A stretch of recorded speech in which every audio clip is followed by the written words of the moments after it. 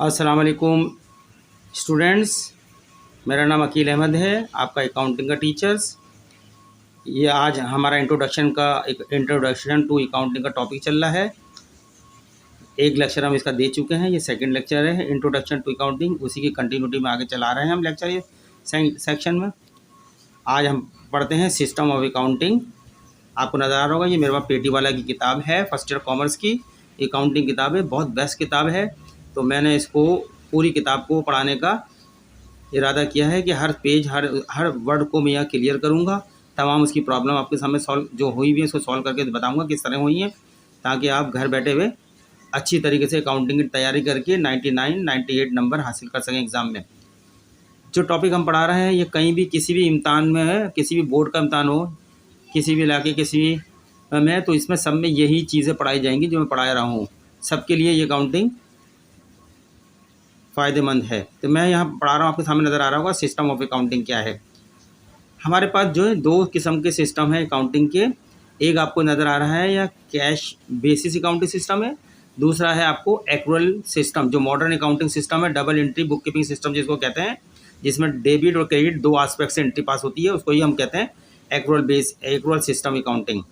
ठीक है, इनमें क्या फ़र्क है अभी हम यहाँ पढ़ते भी फिर आपको उर्दू में बताएंगे भी। चलें पढ़ते हैं सिस्टम ऑफ अकाउंटिंग में। The following are the basic systems of recording business transaction. ये दर्ज झेल जो है बेसिक सिस्टम दिए हैं बिजनेस ट्रांजेक्शन को रिकॉर्ड करने के। ठीक है, आपको नजर आ रहा है, एक है cash, number 1 cash basis accounting system है, दूसरा एक्रूअल सिस्टम अकाउंटिंग है। ठीक है, या इसको मॉडर्न अकाउंटिंग या double entry book keeping system भी कहते हैं। तो अब मैं पहले आपको पढ़ देता हूँ ताकि इसके सामने, तो क्योंकि मैं किताब पढ़ा रहा हूँ तो इसको पढ़ के फिर मैं आपको इसका मतलब बताता हूँ। कैश बेसिस अकाउंटिंग क्या होती है? अकॉर्डिंग टू दिस सिस्टम, इस सिस्टम के मुताबिक only actual cash receipts and payment are recorded in the books. बता रहे हैं कि कैश बेसिस अकाउंटिंग सिस्टम में हम जो है अकाउंट की जो बुक होती है उसमें उस वक्त ट्रांजेक्शन करते हैं जिस वक्त हमारे को कैश रिसीव होता है। जैसे ही कैश रिसीव होता है हमको, यानी हमने सेल करी है तो कैश रिसीव हो रहा है, किसी से लोन वसूल किया है तो कैश रिसीव हो रहा है। जो ही कैश रिसीव होगा तो हम उसी वक्त फ़ौरन एंट्री पास करेंगे। इसी तरीके जो हमने एक्सपेंडिचर इनकट करें, खर्चे करें हैं, खर्चे हो जाते हैं तो उस वक्त हम एंट्री पास नहीं करेंगे, लेकिन जिस वक्त खर्चे की पेमेंट करेंगे हम या कॉस्ट की पेमेंट करेंगे उस वक्त एंट्री पास होगी इसके अंदर। ठीक है, ये बताया गया है, are recorded in the books. The credit transaction are not recorded at all. कोई भी credit transaction cash basis accounting system में रिकॉर्ड नहीं होती उस वक्त तक जब तक क्रेडिट ट्रांजेक्शन का कैश ना आ जाए। ट्रांजेक्शन हम जब रिकॉर्ड करेंगे, भले आपने उधार में माल बेचा हो इसके अंदर लेकिन पैसा नहीं आया, या उधार में आपने ख़रीदा हो लेकिन पैसे की पेमेंट नहीं करी, तो हमारे पास एंट्री पास नहीं होगी। एंट्री उस वक्त पास होगी जो हमने उधार में माल बेचा, जिस वक्त आपको पैसा वसूल होगा उस वक्त एंट्री पास होगी, और जिस वक्त आपने उधार में ख़रीदा था माल और उसकी जिस वक्त आप पेमेंट करेंगे उसकी उस वक्त एंट्री पास होगी।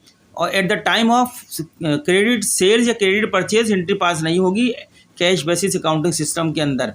कैश बेसिस अकाउंटिंग सिस्टम में उस वक्त एंट्री पास करते हैं जिस वक्त कैश या तो वसूल हो रहा है या कैश की अदायगी कर रहे हैं। ठीक है, दूसरा अकाउंटिंग सिस्टम जो आजकल modern accounting double entry book keeping system के साथ चलता है, बहुत सबसे कामयाब सिस्टम यही है और इसी की एप्लीकेशन है कैश बेसिस की। आजकल छोटे मोटे कारोबार के अंदर इसकी जो है चलता है ये, लेकिन दुनिया के सब बड़े बड़े बिजनेस जितने भी कारोबार है उसमें एक्रूअल सिस्टम इस्तेमाल होता है। एक्रूअल सिस्टम वो होता है जिसको हम double entry book keeping system कहते हैं या मॉडर्न अकाउंटिंग सिस्टम कहते हैं।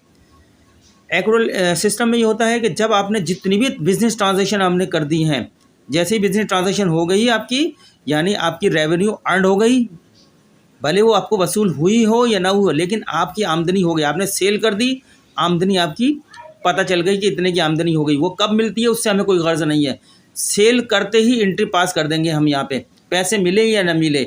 उधार में हमने ट्रांजेक्शन करी है तो फ़ौरन एंट्री पास उसी वक्त हो जाएगी। पैसे से कोई गर्ज नहीं है कि इमटेरियल है कि आपके पैसे वसूल हुए हैं या नहीं हुए। इसी तरीके से जब आप कोई चीज़ परचेज़ करते हो उधार में परचेज़ करी है तो एंट्री फ़ौरन पास हो जाएगी, हम कैश का इंतज़ार नहीं करेंगे पेमेंट हमने करी या नहीं करी। इसी को बोलते हैं एक्रूअल बेसिस अकाउंटिंग। ठीक है, तो अब मैं पढ़ता हूँ ये एक्रूअल बेसिस अकाउंटिंग को।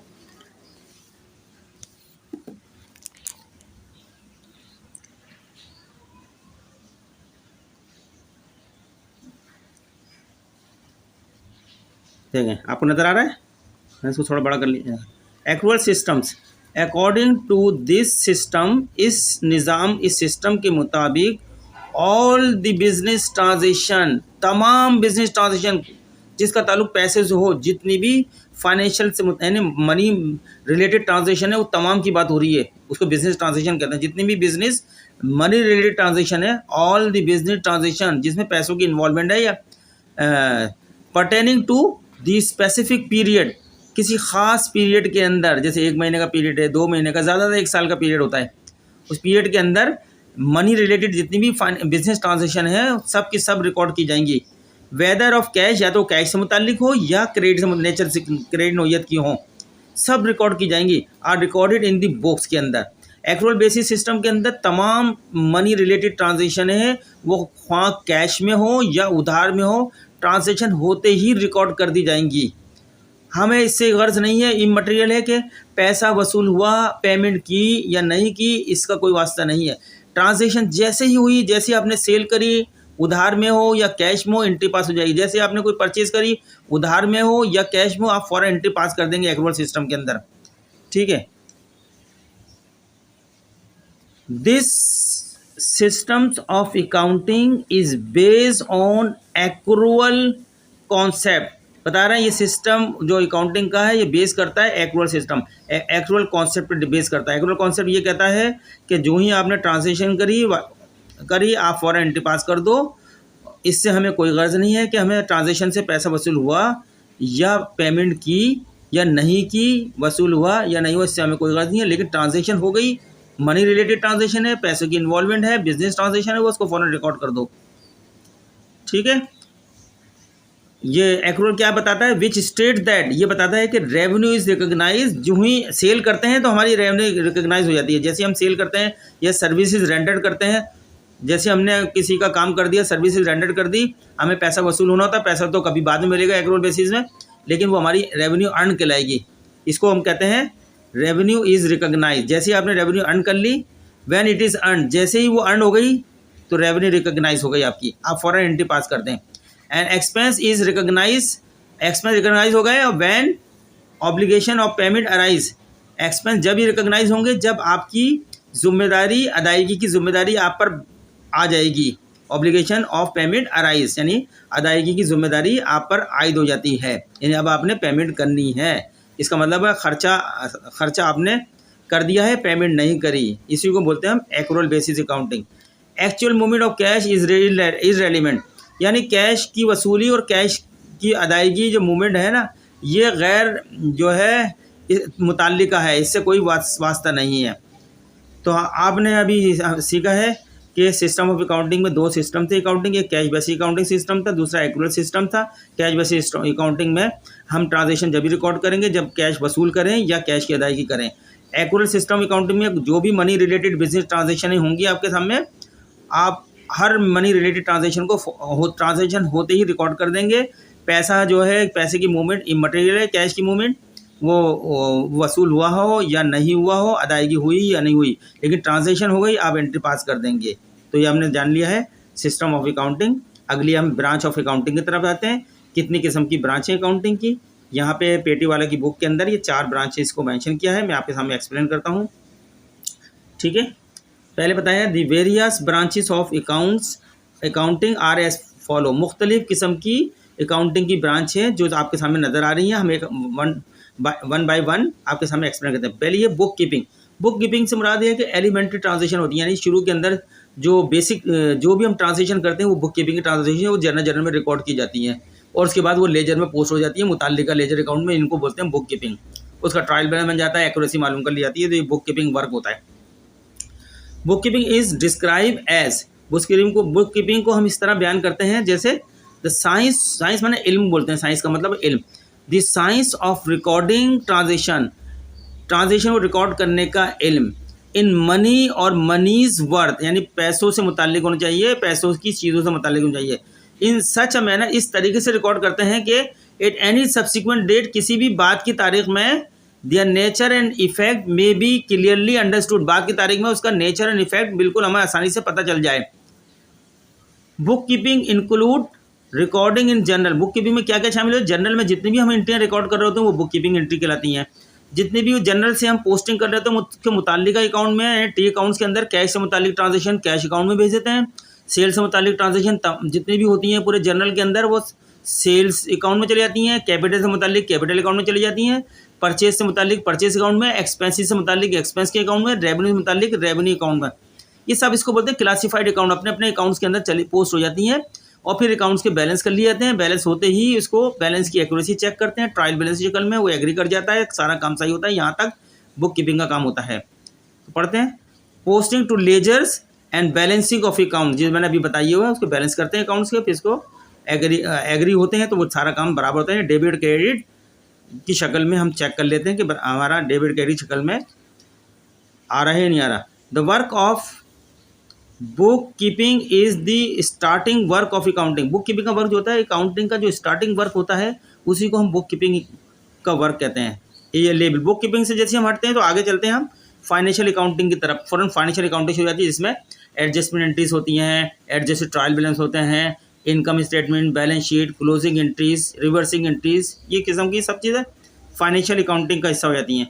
फाइनेंशियल अकाउंटिंग इस कंसर्न होती है विद रिकॉर्डिंग से लेके, क्योंकि सबसे पहले बुक कीपिंग होती है, रिकॉर्डिंग होती है, एंड समराइजिंग फाइनेंशियल ट्रांजेक्शन को समराइज करते हैं, फाइनेंशियल ट्रांजेक्शन फाइनेंशियल स्टेटमेंट बनाते हैं हम, इनकम स्टेटमेंट, बैलेंस शीट, ठीक है, and preparing financial statement relating to the business, जो कारोबार से मुताल्लिक होता है उसका फाइनेंशियल स्टेटमेंट बनाते हैं। ये वही जो मैंने अभी सारी बताई हैं कि जैसे ही डेटा आपका रिकॉर्ड हो जाता है, रिकॉर्ड बुक कीपिंग कहलाती है, रिकॉर्डिंग से आगे हम जब बढ़ते हैं तो लेजर अकाउंट बनते हैं, लेजर अकाउंट के बैलेंस शीट होते हैं, यहाँ तक बुक कीपिंग का काम हो जाता है। फिर उसके बाद हमारी एडजस्टमेंट से लेके फाइनेंशियल स्टेटमेंट यानी profit and loss statement and balance sheet बनाते हैं, तो ये हमारा समराइजिंग हो जाती है। तो आपको समझ में आ गई हुई फाइनेंशियल स्टेटमेंट में, यानी समराइजिंग भी आपको समझ में आ गई इसमें। अब हम चलते हैं तीसरी ब्रांच ऑफ अकाउंटिंग कौन सी होती है, cost accounting. Cost accounting internal operation होता है, यानी जब मैन्युफैक्चरिंग फर्म के अंदर जो हम कोई चीज़ बनाने के लिए खर्चे करते हैं, कोई भी चीज़ जब बनाई जाती है तो उसमें तीन एलिमेंट्स मौजूद होते हैं। एक होता है रॉ मटेरियल, किसी भी चीज़ में रॉ मटेरियल इस्तेमाल होता है, उसको बनाने के लिए लेबर यूज़ होती है, डायरेक्ट लेबर यूज़ होती है, और फिर इनडायरेक्ट एक्सपेंसेस इस्तेमाल किए जाते हैं जिसको हम फैक्ट्री ओवरहेड बोलते हैं। तीनों को जमा कर लेते हैं, एक प्रोसेस शुरू होता है और प्रोसेस से कुछ प्रोसेस मुकम्मल होता है तो उसको मैन्युफैक्चर गुड्स बोलते हैं, और जो प्रोसेस रह जाता है वो वर्क इन प्रोसेस इन्वेंट्री कहलाता है। ये जब हम पढ़ेंगे तो वहाँ डिटेल में बात करेंगे, ठीक है। तो मैं पढ़ देता हूँ ये क्या लिखा हुआ है इसके अंदर। Cost accounting, cost accounting is concern with the determination, यानी मालूम करना है ऑफ कॉस्ट को मालूम करने के लिए। जब हम कॉस्ट मालूम करते हैं किसी प्रोडक्ट की, किसी आइटम की, तो उसी से वो कॉस्ट अकाउंटिंग कंसर्न होती है उससे। कॉस्ट जब हम मालूम करते हैं वही कॉस्ट अकाउंटिंग हो रही होती है ऑफ द गुड्स की, यानी आइटम की।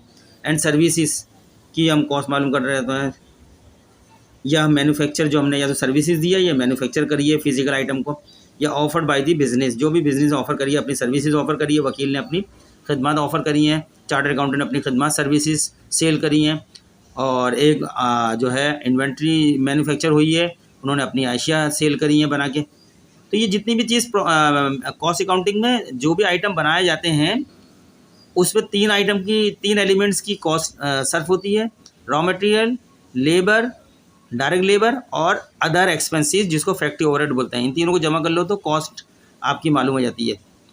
जब हम पढ़ेंगे तो कॉस्टिंग वहाँ पूरी बताएंगे कि कॉस्टिंग कैसे की जाती है, मैन्युफैक्चरिंग कॉस्ट का स्टेटमेंट कैसे बनता है, कॉस्ट ऑफ गुड्स सोल्ड का स्टेटमेंट कैसे बनता है, प्रोसेस कॉस्टिंग क्या होती है, जॉब ऑर्डर कॉस्टिंग क्या होती है, वहाँ पर हम सबका जॉइंट कॉस्टिंग क्या होती है, प्रोडक्ट कॉस्टिंग की सारी चीज़ें हम वहाँ बयान करेंगे, वेरियस मुख्तलिफ किस्म की।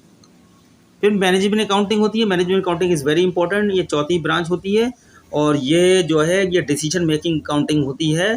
जो है जब भी कोई प्रोजेक्ट, कोई ऑर्डर लिया जाता है, उससे उस ऑर्डर को लेने से पहले एक डिसीजन बनाया जाता है अपने कॉस्ट डेटा को देखते हुए कि वो ऑर्डर हमारे लिए फ़ायदेमंद है या नहीं है, इसमें डिसीजन लेती है मैनेजमेंट। तो हम पढ़ देते हैं मैनेजमेंट अकाउंटिंग के अंदर जो लिखा हुआ है। Management accounting relates to the, management का ताल्लुक है use of financial and cost data, दोनों डेटा यहाँ इस्तेमाल होते हैं, financial and cost data, for purpose of evaluating the performance of the business as a whole, as a बतौर मुकम्मल कर बिजनेस की परफॉर्मेंस मालूम करने के लिए होती है, end of various department to department में परफॉर्मेंस चेक जाती है in relate to predetermine target. पहले से टारगेट आपने पहले से तय कर लेते हैं, बना लेते हैं, उस टारगेट को सामने रखते हुए जो भी आपका एक्चुअल डेटा आता है उसको फिर मैच करते हैं उससे परफॉर्मेंस मालूम करने के लिए कि जितनी भी एक्टिविटीज़ हुई है हमारे टारगेट के अंदर रहते हुए हुई है या उससे वेरी कर रही है वो हम वहाँ पढ़ाएंगे। जब मैनेजमेंट अकाउंटिंग पढ़ाएंगे तो ये बहुत बड़ा टॉपिक है, बहुत ज़्यादा डिटेल के अंदर होता है, कि बहुत ज़्यादा कैलकुलेशन होती है, तो उस वक्त बताएंगे। अभी यहाँ से इंट्रोडक्शन ऑफ अकाउंटिंग चल रहा है, आपको थोड़ा थोड़ा तारुफ बताया जा रहा है। इसके बाद बेसिक अकाउंटिंग कॉन्सेप्ट की तरफ चलते हैं कि अकाउंटिंग कॉन्सेप्ट क्या होते हैं, वो आपको थोड़े से बताया जा रहा है। यहाँ पे थोड़े से मैं पढ़ देता हूँ। Basic accounting, the following are the basic accounting concept. पहला है आपका business entity. Business entity concept ये है, ये कहता है कि कारोबार को अलग कर दो और कारोबार का जो ऑनर है उन दोनों को अलग कर दो। उन दोनों के अपने जो मामलात हैं वो अलग अलग रिकॉर्ड करेंगे, वो मिक्स नहीं किए जाएंगे। यही बता रहे हैं कि कारोबार अलग होता है, उसके ऑनर अलग होता है, दोनों एक साथ नहीं होते। अंडर दिस कॉन्सेप्ट, इस कॉन्सेप्ट इधर इट इज़ इसेंशियल दैट, ये एक लाजमी है कि ज़रूरी है कि अब बिजनेस ऑर्गेनाइजेशन इज सेपरेट, कारोबारी ऑर्गेनाइजेशन को अलग कर दो, कारोबार बिल्कुल अलग होता है। एंड डिस्टिंग, उसको फ़र्क होना चाहिए फ्रॉम इट्स ऑनर्स और प्रोप्राइटर, कारोबार और कारोबार के मालिक में फ़र्क होना चाहिए, दोनों मामले अलग होने चाहिए, एक साथ नहीं होने चाहिए। इसी को बोलते हैं बिजनेस एंटिटी।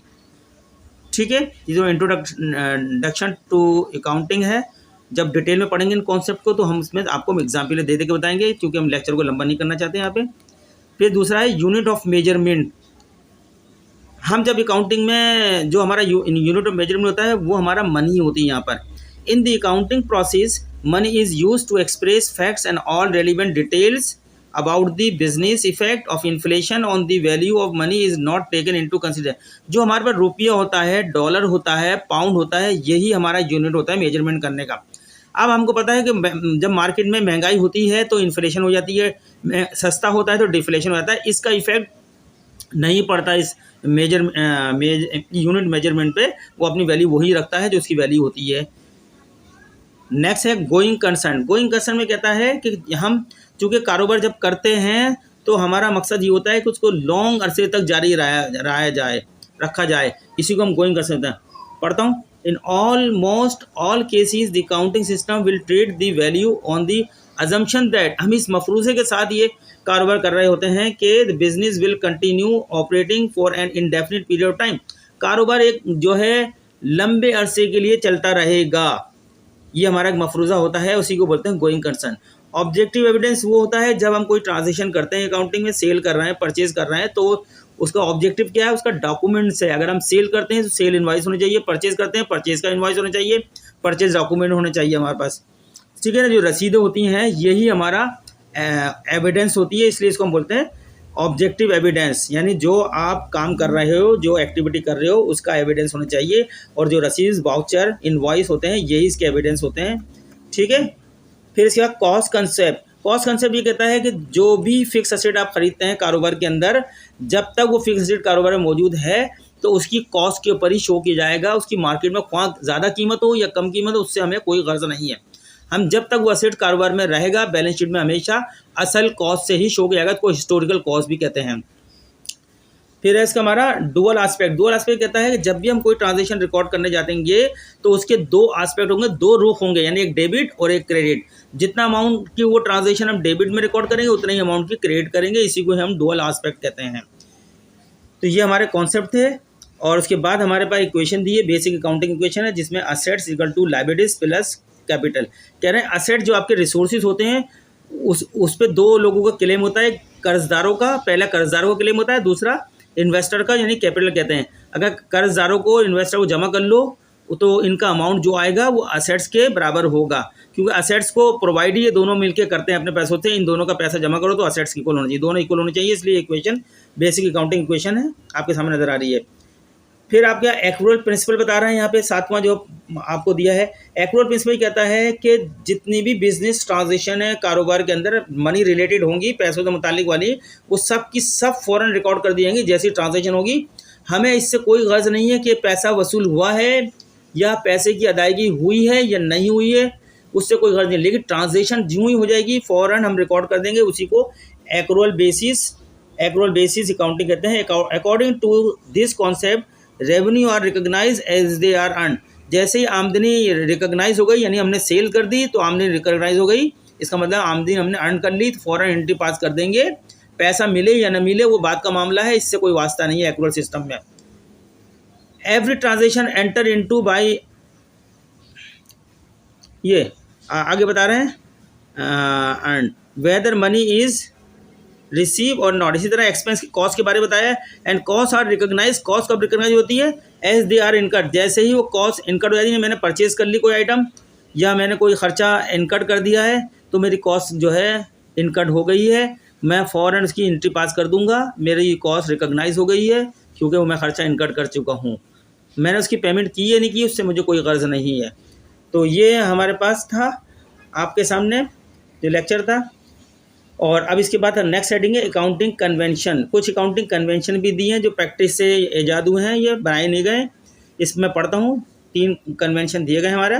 पहला कन्वेंशन है following are the 3 accounting convention generally use to interpret the above mention accounting principle. जो ऊपर अकाउंटिंग प्रिंसिपल बताए गए हैं उनको मेंशन करने के लिए 3 प्रिंसिपल। ये पहला बोलते हैं कंजर्वेटिव या प्रूडेंस, यानी कि ना कंजर्वेटिव प्रिंसिपल ये कहता है कि जब भी कंपनी को कुछ फ्यूचर में होने वाले लॉसेस का पता चल जाए तो उसको रिकॉर्ड कर लिया जाता है, अलाउ कर दिया गया है वो रिकॉर्ड कर लो, लेकिन फ्यूचर में होने वाली जो आमदनी है उसको इजाज़त नहीं दी गई रिकॉर्ड करने की, जब तक वो आमदनी आपकी रियलाइज़ ना हो जाए आप उसको रिकॉर्ड नहीं कर सकते। इसी को ही कंजर्वेशन या प्रूडेंस बोलते हैं। This required to take into account all possible losses, तमाम मुमकिन लॉसेस को आप रिकॉर्ड कर लें, बट इग्नोर कर दें ऑल पॉसिबल प्रॉफिट, यानी अनरियलाइज प्रॉफिट, जितने भी आने वाले प्रॉफिट हैं, आपको लग रहा है कि फ्यूचर में मुझे इतना प्रॉफिट हो जाएगा, आपको इजाज़त नहीं दी गई है कि वो आप रिकॉर्ड नहीं कर सकते फ्यूचर में होने वाले प्रॉफिट, लेकिन फ्यूचर में होने वाले लॉसेस के लिए इजाज़त दे दी गई है कि वो आप रिकॉर्ड कर लें अपने। ठीक है, इसको बोलते हैं कंजर्वेटिव या कंजर्वेशन या प्रूडेंस। दूसरा हम देखते हैं कन्वेंशन, दूसरा कन्वेंशन देखते हैं हम। दूसरा कन्वेंशन हमारे सामने है कंसिस्टेंसी। वो कहते हैं कि with while certain alternatives are equally acceptable, हमारे पास बहुत सारे अल्टरनेटिव होते हैं, बहुत सारे मेथड होते हैं, कौन सा मेथड हम इस्तेमाल करें। जब आप कोई एक मेथड को इस्तेमाल कर लेते हैं, जैसे हम डेप्रिसिएशन मालूम करने के लिए अगर हमने स्ट्रेट लाइन मेथड को या डिमिनिशिंग बैलेंस मेथड को हमने अल्टरनेटिव तो बहुत सारे हैं ना, उसमें से कोई एक को चॉइस कर लिया है तो वो हम कॉन्स्टेंटली लगातार उसी को इस्तेमाल करते रहेंगे, चेंज नहीं करेंगे बार बार। अब अगर हमने एक अकाउंटिंग ईयर फिक्स कर लिया 12 जनवरी टू दिसंबर 12 महीने का, तो उसको अब हम हर साल वही इस्तेमाल करेंगे, उसको चेंज नहीं करेंगे। इसी को कंसिस्टेंसी बोलते हैं, एक ताकि हमारी कंपैरिजन 2 साल के दरमियान में आसानी से कंपैरिजन करें। अगर हम हर साल मेथड चेंज करेंगे तो हमारी कंपैरिजन नहीं हो सकेगी पिछले साल के साथ इस साल की। इसी तरीके से इसलिए कहा है कि एक जब भी आप मेथड इस्तेमाल करें तो उसको कंसिस्टेंटली यानी लगातार उसको इस्तेमाल करें, साल ब साल बार बार इस्तेमाल करें। तीसरा है मटेरियलिटी। मटेरियलिटी में कहा है कि जैसे फ़र्क को एक 10 लाख अफराद का टर्नओवर है, आपका डेटा है, या 10 करोड़ों का आपका डेटा है।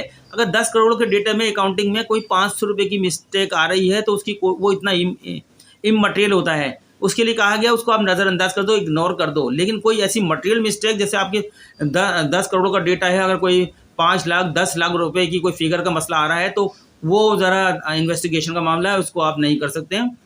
ये कहा है मटेरियल मेथड है, यानी कोई बड़े डेटा में छोटी सी फिगर जो असरअंदाज नहीं हो सकती तो छोड़ सकते। This mean that size and extent of any amount will influence it's treatment.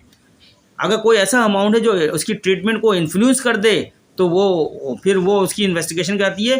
Financial statement should separately disclose करेगा item which are significant enough to affect evaluation or decision, but if the item or event is immaterial it may not be disclosed। जब हम financial statement बनाते हैं, उसके notes of account लिखते हैं, कोई ऐसा आइटम आपके सामने आता है जो अफेक्ट कर सकता है, उसको एक नोट्स की शक्ल में उसको बयान किया जाएगा उसके अंदर अफेक्ट को। लेकिन कोई ऐसा आइटम है जिससे कोई असर नहीं होता, उसको हम नज़रअंदाज कर देंगे।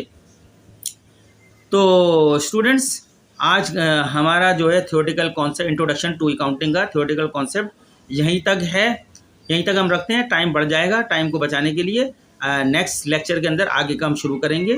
जैसे ये टॉपिक इंट्रोडक्शन खत्म हो जाएगा थ्योरेटिकल, तो आगे का क्लासिफाइड ऑफ अकाउंट्स का चैप्टर शुरू करेंगे। जब खत्म है फिर हम प्रैक्टिकल उसके सवाल तो हल करने की तरफ होंगे, आप भी इस काबिल हो जाएंगे।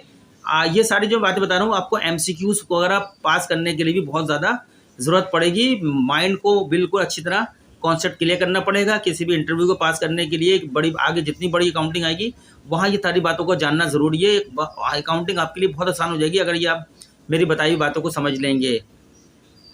तो स्टूडेंट्स, अगर आपको हमारे लेक्चर्स अच्छे लगते हैं, हम जो पढ़ा रहे हैं, तो आप हमारे चैनल को सब्सक्राइब करें, आगे इसको लाइक भी करें, आगे दूसरे लोगों को शेयर भी करें ताकि उनको भी फ़ायदा हो। और हम इंशाल्लाह आपके सामने अच्छे अच्छे लेक्चर बताते रहेंगे, अच्छी तरह आपकी मालूमात बढ़ाते रहेंगे। शुक्रिया।